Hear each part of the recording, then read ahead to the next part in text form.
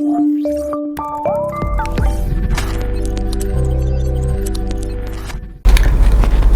वालेकुम students, welcome to Alhamd dynamic world. Discuss कर रहे हैं एमडी कैट बायोलॉजी के यूनिट नंबर 10 का फर्स्ट टेस्ट। स्टार्ट करते हैं फर्स्ट एमसीक्यूज के साथ। The longest cell in the body of an animal is. Alpha option है ऑस्टियोसाइट, बीटा ऑप्शन है न्यूरॉन, चार्ली ऑप्शन है क्रोमेटोफोर्स और डेल्टा ऑप्शन है लिम्फ कार्पसल। ऑस्टियोसाइट जो होते हैं ये बॉन के सेल को कहते हैं, ये छोटे होते हैं। क्रोमेटोफोर्स जो हैं ये पिगमेंट प्रोड्यूसिंग सेल होते हैं, जैसे कि हमारे जैसे मेलानिन प्रोड्यूसिंग सेल होते हैं। और लिम्फ कार्पसल जो हैं ये लिम्फ नोड्स के अंदर पाए जाने वाले स्पेशल टाइप के ल्यूकोसाइट्स होते हैं। ये तीनों ही सेल्स अपने साइज़ के एतबार से छोटे होते हैं, जबकि न्यूरॉन जो होता है ये खासी लेंथ वाला सेल होता है। हमने पढ़ा है कि न्यूरॉन की जो लेंथ होती है वो अप टू ए मीटर हो सकती है। तो ये जो हैं खासे लेंथी सेल होते हैं, तो हमारा जो ऑप्शन होगा that will be beta, neuron. Next MCQs है, nerve cells are divide of. Alpha option है न्यूक्लियस, बीटा ऑप्शन है सार्कोलेमा, चार्ली ऑप्शन है एक्सॉन, डेल्टा ऑप्शन है साइटोप्लाज्म। तो देखें सार्कोलेमा जो है वो मसल की मेम्ब्रेन को कहते हैं, लिहाजा वो यहाँ पर नहीं होगी। तो हमारा जो ऑप्शन होगा सेकंड वाले का वो क्या होगा, बीटा होगा, क्योंकि साइटोप्लाज्म भी होता है, न्यूक्लियस भी होता है, एक्सॉन भी होता है। थर्ड एमसीक्यूज है, the largest number of cell bodies of neurons in our body is found in. Alpha option है ब्रेन, बीटा ऑप्शन है स्पाइनल कॉर्ड, चार्ली ऑप्शन है टंग और डेल्टा ऑप्शन है रेटिना। देखिए सेल बॉडीज़ जो हैं जो कि ग्रे मैटर बना रही होती हैं, इनकी मैक्सिमम कंसंट्रेशन आपको उस जगह पर मिलेगी जहाँ पर मैक्सिमम नर्वस टिश्यू एग्जिस्ट करते हैं। और मैक्सिमम नर्वस टिश्यू जो हैं या जो मैक्सिमम मैस है वो एग्जिस्ट करता है ब्रेन के अंदर। तो इसीलिए अल्फा ऑप्शन होगा, ब्रेन के अंदर मैक्सिमम न्यूरॉन की सेल बॉडीज़ एग्जिस्ट करेंगी। ठीक हो गया। स्पाइनल कॉर्ड में उसके बाद, ठीक है, उसके बाद अगर पूछा जाए दूसरे नंबर पे किस में ज़्यादा होती हैं तो वो स्पाइनल कॉर्ड में होती हैं। इसके बाद है number 4, axon is characterized by. Alpha है ट्रांसफॉर्मेशन ऑफ एनर्जी, बीटा है रिसीविंग नर्व इम्पल्स, चार्ली है कन्वर्जन ऑफ एनर्जी और डेल्टा है कंडक्शन ऑफ इम्पल्स। तो हमें पता है कि एनर्जी की कन्वर्जन और ट्रांसफॉर्मेशन जो है उसमें इसका कोई ताल्लुक नहीं है, जबकि इम्पल्स को रिसीव करना डेंड्राइट का फंक्शन होता है। So we are left with only one option, conduction of impulse. तो delta will be the right option. ठीक है, डेल्टा इसका राइट ऑप्शन है। Number 5, the part of neuron that contain a nucleus and other organelle typical of cell is. Alpha option है axon, beta option है dendrite, Charlie option है Schwann cell और delta option है cell body. तो हमें पता है न्यूक्लियस और बाकी के जो ऑर्गेनेलीज होते हैं वो सेल बॉडी के अंदर एग्जिस्ट करते हैं, तो लिहाजा इसका भी क्या आ जाएगा, डेल्टा ऑप्शन आ जाएगा। नेक्स्ट मूव करते हैं नंबर 6 पे। The reflex arc does not involve. Alpha option है अ रिसेप्टर, बीटा ऑप्शन है मोटर पाथवे, चार्ली है सेंसरी पाथवे और डेल्टा ऑप्शन है द ब्रेन। तो हमें पता है रिफ्लेक्स आर्क जो होता है ये शॉर्टेस्ट पाथवे होता है और इसके अंदर ब्रेन इन्वॉल्व नहीं होता, बल्कि मैसेज जो है वो स्पाइनल कॉर्ड से ही क्या होता है, वापस आ जाता है वाया मोटर पाथवे या मोटर न्यूरॉन, और इफेक्टर्स जो हैं वो रिस्पॉन्स प्रोड्यूस कर देते हैं। तो ब्रेन इसमें इन्वॉल्व नहीं होगा। Number 7, suppose that terminal end of axon are in contact with the dendrite of 5 adjacent neurons, the nerve impulse of axon will। ठीक है, तो पहले इस क्वेश्चन को ज़रा थोड़ा सा समझ लें डायग्रामेटिकली। वो ये कहना चाह रहा है कि आपके पास एक इस तरह से न्यूरॉन है, ठीक है, जिसके टर्मिनल जो एक्सॉन है, ये जो टर्मिनल एक्सॉन है ये आगे से 5 न्यूरॉन के साथ क्या कर रहा है, इन कॉन्टैक्ट है। ठीक है, 2, 3 और इस तरीके से 4 और फिर 5। ठीक है, तो ये 5 के साथ क्या है, इन कांटेक्ट है। ये वाला टर्मिनल एक्सॉन इन 5 न्यूरॉन के साथ क्या है, इन कांटेक्ट है। तो अब वो आपको ऑप्शन दे रहा है, पहला ऑप्शन सुनिएगा, the nerve impulse will. Alpha option है travel in all 5 neurons, beta option है get distributed in all 5 neurons resulting in a weak response. Charlie option है travel only in one neuron which is in closest contact with the same intensity. ठीक है, जो सबसे करीब होगा उसके अंदर सिर्फ जाएगी, बाकी के पास मैसेज नहीं जाएगा और सेम इंटेंसिटी से जाएगा। डेल्टा है travel in none of the neurons because the impulse travel from dendrite of one neuron to the axon of another neuron. हम डेल्टा से स्टार्ट करते हैं। देखें, जो मैसेज होता है वो एक्सॉन से डेंड्राइट पे जाता है, डेंड्राइट से एक्सॉन पे नहीं जाता, तो डेल्टा ऑप्शन गलत है। इसके बाद चार्ली में लिखा है travel only in one neuron, ऐसा भी नहीं है। जब ऊपर स्टेटमेंट में कहा जा रहा है कि इसका एक का पांचों के साथ ताल्लुक है, तो इसका मतलब है कि पांचों के साथ ताल्लुक है और मैसेज भी पांचों में जाएगा, तो चार्ली ऑप्शन भी गलत है। बीटा है get distributed in all 5 with weak response, ऐसा नहीं होगा। देखें, जो न्यूरोट्रांसमीटर यहाँ से रिलीज़ होंगे वो सबके साथ जाकर उसी तरीके से बाइंड करेंगे जैसे एक न्यूरॉन के साथ बाइंड करना है, तो सबको मैसेज तो सेम ही रिसीव होगा, वीक होने के चांसेस नहीं हैं। तो फिर हमारे पास बचा अल्फ़ा ऑप्शन, जिसमें वो कह रहा है कि it will travel in all 5 neurons. तो जी, एक न्यूरॉन के टर्मिनल एक्सॉन से इन पांचों को मैसेज मिलेगा और एक जैसा मैसेज मिलेगा और इन पांचों के अंदर वो मैसेज आगे ट्रैवल कर जाएगा। ठीक हो गया। नेक्स्ट MCQs पे चलते हैं। इसके बाद है number 8, during impulse permeability increase for. Alpha है सोडियम, बीटा है पोटाशियम, चार्ली है क्लोराइड और डेल्टा है कैल्शियम। हमें पता है जब इम्पल्स कंडक्ट होने जा रही होती है तो सोडियम के लिए परमेबिलिटी क्या हो जाती है, इंक्रीज। सोडियम गेट ओपन होते हैं, सोडियम का इन्फ्लक्स होता है, तो लिहाजा हम सोडियम के साथ जाएंगे। नंबर 9 है when a neuron show a stable resting potential the concentration of sodium is। Alpha है 10 times higher inside the cell than outside, beta है 10 times higher outside the cell than inside, Charlie है 30 times higher inside the cell than outside, delta है 30 times higher outside than inside। तो हमें पता है it is 10 times higher outside than inside, तो 9 वाले का क्या आ जाएगा, बीटा आ जाएगा। ठीक है, और हमारे पास नंबर 10 है when action potential begins sodium gates open allowing sodium ions to cross the membrane, now the polarity change to alpha option है negative outside and positive inside, beta option है positive outside and negative inside, Charlie option है both side positive और delta option है both side negative. हमें पता है कि resting पर क्या होता है, आउटसाइड पॉजिटिव और इनर साइड नेगेटिव होती है, लेकिन जब एक्शन पोटेंशियल की तरफ हम जा रहे होते हैं, जब इम्पल्स कंडक्ट हो रही होती है, तो क्या होता है, नेगेटिव आउटसाइड होता है और पॉजिटिव इनसाइड होता है। तो 10th का आंसर क्या होगा, अल्फा। ठीक हो गया। MCQs नंबर 11 है which is not true of synapse. Alpha option है neurotransmitter effect post synaptic neuron, ये तो ट्रू है। बीटा ऑप्शन है मैनी न्यूरॉन्स में भी इन्वॉल्व, ये भी ठीक है, जैसे कि डायग्राम में भी आप देख सकते हैं। इसके बाद है Charlie a synaptic left separate the neurons at synapse, ये भी ठीक है। डेल्टा ऑप्शन है neurotransmitter are release from dendrites, ये गलत है, ये एक्सॉन से क्या होते हैं, रिलीज होते हैं। तो 11 वाले का क्या आ जाएगा, डेल्टा आ जाएगा, क्योंकि हमने नॉट ट्रू को देखना था। इसके बाद है number 12 after firing an impulse a neuron is incapable of responding to another stimulus for duration of its recovery, इसे क्या कहते हैं। अल्फा ऑप्शन है मेम्ब्रेन पोटेंशियल, बीटा ऑप्शन है रिफ्रैक्टरी पीरियड, चार्ली ऑप्शन है थ्रेशोल्ड लेवल और delta option है action potential. तो डेफिनेटली हम बीटा के साथ जाएंगे, इसे रिफ्रैक्टरी पीरियड कहते हैं। ये वो पीरियड होता है जब अभी न्यूरॉन की मेम्ब्रेन दोबारा पोलराइज नहीं हुई, तो क्योंकि वो दोबारा पोलराइज नहीं हुई है इसीलिए क्या है, उसके ऊपर दोबारा से मैसेज कंडक्ट नहीं करवाया जा सकता। ठीक है जी, नेक्स्ट चलते हैं। और रिफ्रैक्टरी पीरियड का जो टाइम होता है वो 2 to 3 मिलीसेकंड होता है। नेक्स्ट है number 13 reflex arc is formed by. Alpha option है receptor brain and muscle, beta option है receptor spinal cord and muscle, Charlie option है muscle spinal cord and receptor और डेल्टा ऑप्शन है muscle brain and receptor. इसमें alpha और delta तो आप वैसे ही निकाल दें क्योंकि उसमें ब्रेन का वर्ड आ गया है। अल्फा बीटा और चार्ली रह गए। चार्ली में देखें muscle spinal cord and receptor लिखा हुआ है, तो ये तो उलट लिखा हुआ है, ऐसा नहीं होता, बल्कि क्या होता है रिसेप्टर स्पाइनल कॉर्ड और मसल होते हैं। So beta will be the right answer, 13 का beta. Number 14 the sensory ganglion concerned with the spinal reflex is located in. Sensory जो न्यूरॉन होते हैं जो कि रिफ्लेक्स एक्शन में इन्वॉल्व हैं, रिफ्लेक्स आर्क में इन्वॉल्व हैं, वो कहाँ पर होते हैं।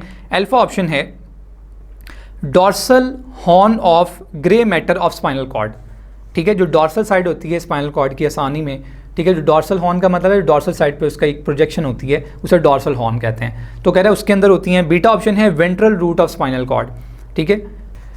चार्ली ऑप्शन है dorsal root of spinal nerves, और डेल्टा ऑप्शन है डर्मिस ऑफ स्किन। तो इसमें हमें पता है कि जो सेंसरी न्यूरॉन होते हैं ये डॉर्सल रूट से निकल रहे होते हैं और डॉर्सल रूट की तरफ आ रहे होते हैं। तो इनकी जो सेल बॉडीज़ होती हैं वो in the form of ganglion, dorsal root ganglion बनाती हैं। तो डॉर्सल रूट के अंदर सेंसरी न्यूरॉन की सेल बॉडीज़ पड़ी होंगी। So we will go with Charlie. Number 15 है reflex action is controlled by. Alpha option है स्पाइनल कॉर्ड, बीटा ऑप्शन है autonomic nervous system, Charlie option है पेरिफेरल नर्वस सिस्टम, और डेल्टा ऑप्शन है brain. हमें पता है कि जो स्पाइनल कॉर्ड है ये हमारा रिफ्लेक्स सेंटर होता है, लिहाजा हम अल्फा के साथ जाएंगे। 15 का अल्फा स्पाइनल कॉर्ड कंट्रोल करता है। नंबर 16 है the type of neuron will active the bicep muscle in your arm, ठीक है। यानी वो तो कहना चाह रहा है कि बाइसेप का जो मसल है वहाँ तक मैसेज कौन लेके जाएगा। अल्फा ऑप्शन है सेंसरी न्यूरॉन, बीटा ऑप्शन है इंटरन्यूरॉन, चार्ली ऑप्शन है एसोसिएटिव न्यूरॉन, और डेल्टा ऑप्शन है मोटर न्यूरॉन। तो हमें पता है मैसेजेस को कंडक्ट करना किसका काम होता है, मोटर न्यूरॉन का होता है। So we will go with delta. इसके बाद नेक्स्ट है number 17 in the resting state of the neural membrane diffusion due to concentration gradient if allowed would drive, ठीक है। देखें यहाँ पर उसने नेचुरल बात नहीं की, कहते हैं अगर अलाउ कर दिया जाए तो किस चीज़ की डिफ्यूजन होगी, ठीक है। सोडियम, अल्फा ऑप्शन है sodium out of cell, beta है potassium and sodium out of cell, Charlie है potassium into the cell, delta है सोडियम इनटू द सेल, ठीक है। मैं फिर बता रहा हूँ कि देखें ये कहा जा रहा है कि इफ़ अलाउड, होता नहीं है, ये उसने आर्टिफिशियली एक सिनारियो बिल्ड कर लिया है अपने जहन में कि अगर हम मेम्ब्रेन को कहें कि हाँ भाई ठीक है, जो ज़्यादा से कम की तरफ जाना चाहता है, डिफ्यूज़ करना चाहता है, उसे करने दें, तो किस तरफ को किस तरफ मूवमेंट होगी। तो सोडियम जो होता है क्योंकि वो बाहर सेल से ज़्यादा होता है वो इन साइड की तरफ डिफ्यूज़ कर जाएगा, यानी कि डेल्टा ऑप्शन जो होगा वो क्या होगा, राइट होगा। ठीक हो गया, डन हो गया डेल्टा ऑप्शन, ठीक है। जबकि हमें पता है कि नॉर्मली ऐसा नहीं होता, नॉर्मली सोडियम की मूवमेंट के लिए सोडियम पोटाशियम पंप होते हैं, ठीक हो गया। या फिर सिर्फ पोटाशियम की लीकेज हो पाती है, या फिर जब हम रेस्टिंग से एक्शन पोटेंशियल की बात करते हैं तब सोडियम बाहर से अंदर आता है, ठीक हो गया, जब अलाउ किया जाता है। तो MCQs नंबर 18 है transmission of nerve impulse is unidirectional due to. Alpha option है insulation of nerve fibre by myelin sheath, beta option है neurotransmitter released only at axon ending, Charlie है neurotransmitter release only at dendritic end, और delta option है sodium potassium pump start from cyton and proceed to axon end, ठीक हो गया। तो इसकी simple सी logic है कि भाई जो न्यूरोट्रांसमीटर होते हैं वो सिर्फ कहाँ से रिलीज़ होते हैं, वो रिलीज़ होते हैं इस एक्सोनल एंड से, और वो कहाँ को जाते हैं, वहाँ से न्यूरोट्रांसमीटर डेंड्राइट्स के पास, डेंड्राइट से ये रिलीज़ नहीं होता है। तो जो भी मैसेज आएगा ना, अगर वो मैसेज यहाँ से आ रहा है तो वो मैसेज इस तरफ को जाएगा और आगे को चला जाएगा, और इन न्यूरॉन से भी वो मैसेज कहाँ जाएगा, इन न्यूरॉन से भी वो मैसेज आगे को जाएगा, यूनिडायरेक्शनल होगी। सपोज अगर सेंसरी न्यूरॉन है तो सेंसरी न्यूरॉन का मैसेज सेंट्रल नर्वस सिस्टम की तरफ जा रहा होगा, ठीक है। सेंट्रल नर्वस सिस्टम से जो मैसेज मोटर न्यूरॉन की तरफ आ रहा है वो मोटर न्यूरॉन की तरफ ही आ रहा होगा, ठीक है। आपके जो सेंसरी न्यूरॉन हैं ये वापस मैसेज दूसरी डायरेक्शन में नहीं दे सकेंगे, सिर्फ सेंट्रल नर्वस सिस्टम की तरफ देंगे, और सेंट्रल नर्वस सिस्टम जो है वो मैसेज मोटर न्यूरॉन को देगा, वो वापस सेंसरी को नहीं देगा, ठीक है। तो ये यूनिडायरेक्शनल जो होता है ये इसलिए होता है क्योंकि न्यूरोट्रांसमीटर सिर्फ कहाँ से रिलीज़ होते हैं, एक्सॉन की एंडिंग से रिलीज़ होते हैं, ठीक हो गया। इसमें माइलिनेशन का कोई कॉन्सेप्ट नहीं है, सोडियम पोटाशियम इसमें इन्वॉल्व नहीं होता है। तो चलें जी, हमारे पास 18 वाले का जो आंसर आ गया वो आ गया बीटा। नेक्स्ट है number 19, myelin sheath is the covering of. Alpha option है axon of neuron, beta option है ऑस्टियोसाइट, चार्ली ऑप्शन है ब्लड वेसल, और डेल्टा ऑप्शन है मसल सेल। तो हमें पता है माइलिन शीथ कहाँ होती है, एक्सॉन के ऊपर होती है। अल्फा ऑप्शन के साथ हम जाएंगे, याद रखिएगा माइलिन शीथ एक्सॉन के ऊपर होती है, सेल बॉडी और डेंड्राइट के ऊपर नहीं होती। बाकी इसमें ऑस्टियोसाइट जो है और ब्लड वेसल और मसल जो है ये वैसे ही इररेलेवेंट हैं, इनके ऊपर माइलिन शीथ नहीं होती, ये और कवरिंग्स के साथ होते हैं। इसके बाद है number 20, depolarisation of nerve cell involve. Alpha option है influx of potassium, beta option है influx of calcium and chloride, Charlie option है influx of sodium, delta option है ई फ्लक्स ऑफ सोडियम। हमें पता है डीपोलराइजेशन तब होती है जब सोडियम गेट ओपन होते हैं और सोडियम का इनफ्लक्स होता है, so we will go with Charlie. ठीक हो गया। चलें नेक्स्ट मूव करते हैं। 21 जो एमसीक्यूज है वो है which one of the following does not act as neurotransmitter.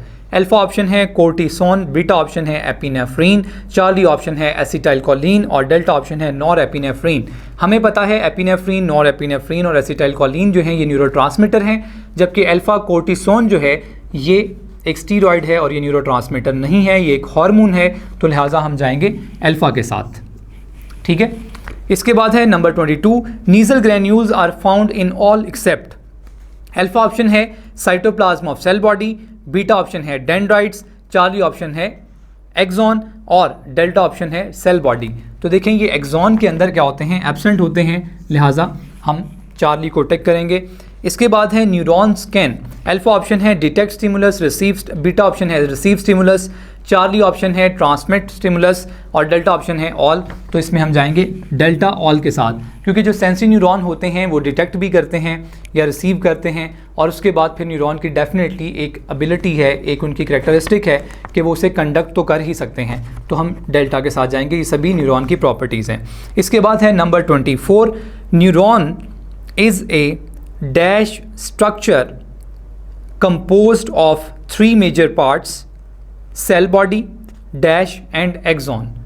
Alpha option है macroscopic and dendrites, beta option है माइक्रोस्कोपिक डेंड्राइट, चार्ली ऑप्शन है माइक्रोस्कोपिक साइटॉन, डेल्टा ऑप्शन है माइक्रोस्कोपिक और सोमा। तो आपने जो 2 fill in the blanks fill करने हैं उसमें पहले में आपके पास आ जाएगा माइक्रोस्कोपिक और दूसरे में आ जाएगा आपके पास डेंड्राइट, यानी कि beta option will be the right option. ठीक हो गया, क्योंकि ये हमें आम आंख से नज़र नहीं आते। इसके बाद नेक्स्ट है 25, resting axonal membrane is. Alpha option है अनपोलराइज्ड, बीटा ऑप्शन है unpolarized and more permeable to potassium, जबकि चार्ली ऑप्शन है polarized and permeable to sodium और डेल्टा ऑप्शन है polarized and permeable to potassium. तो आपको पता है कि ये जो रेस्टिंग पर मेम्ब्रेन होती है वो पोलराइज्ड होती है और पोटाशियम के लिए परमिएबल होती है, जिसकी वजह से पोटाशियम उसमें से लीक होता रहता है, लिहाजा delta option will be right option. इसके बाद है number 26, following are due to reflex action. Alpha है withdrawal of hand when touch to some hot object, beta है स्नीजिंग, चार्ली है कफिंग, डेल्टा है ऑल आर रिफ्लेक्स एक्शंस। तो हम delta के साथ जाएंगे। ये सभी क्या हैं, ये सभी रिफ्लेक्सेस होते हैं। ठीक हो गया, यानी ये इनवॉलंटरी हैं और हमारे कंट्रोल में नहीं है और ये रैपिड एक्शन होते हैं। नंबर 27 है sodium potassium pump transport. Alpha option है 3 sodium out for 2 potassium in, beta option है 3 sodium in and 2 potassium out. इसके बाद चार्ली है 2 sodium out and 3 potassium in, delta option है 2 सोडियम एंड 3 पोटाशियम आउट। तो हमें पता है 3 सोडियम बाहर जा रहे होते हैं और बदले में 2 पोटाशियम एंटर हो रहे होते हैं, so the answer will be alpha. ठीक हो गया। इसके बाद है 28, एक्सोप्लाज्म हैव पोलराइज्ड।